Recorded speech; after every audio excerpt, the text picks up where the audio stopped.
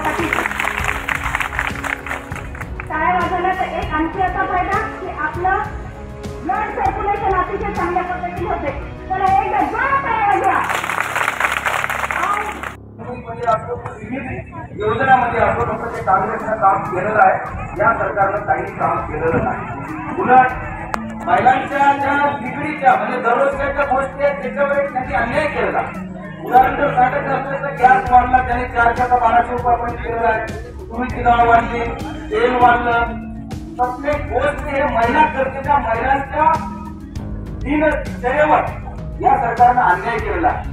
त्याच्या माध्यमातून महाविकास आघाडीच्या माध्यमातून हा मोर्चा ताईने काढलेला आहे. त्याला माझा पूर्ण पाठिंबा.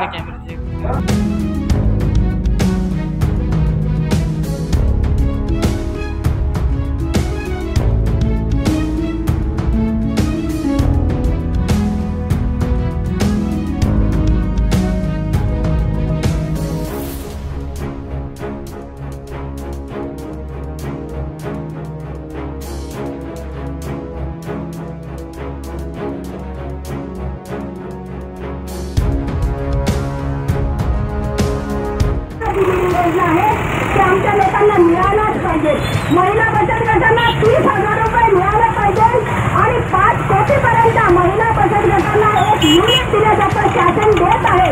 पश्चिम विदर्भामध्ये मोठ्या प्रमाणात युनिट चालू आहे, पण महाराष्ट्रामध्ये उमरखेड तालुक्यामध्ये असं कुठलंही महिलांसाठी उद्योग उभारलेलं नाही. MIDC मध्ये महिलांना उद्योगासाठी जागाही उपलब्ध करून दिल्या जात नाही.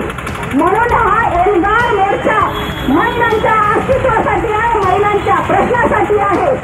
महिलांना न्याय मिळालाच पाहिजे. कामगार कल्याणकडून महिलांच्या जे काही शोषण केलं जात आहे, ज्या पद्धतीने महिलांकडून अर्ज भरून घेतले त्यांना डिनर सेट आलं, पण या ठिकाणी आमदार महोदयांनी आपल्या घरी येऊन ते डिनर सेट वाटण्याचा प्रयत्न केला आणि शेवट ते काम बंद पडलं. असं चालणार नाही, कारण तो आमच्या हक्काचा आहे, आमच्या घरचा आहे. आम्ही जेव्हा कर भरतो तेव्हा तुम्हाला या ठिकाणी पगार दिला जाते. म्हणून हा एल्गार मोर्चा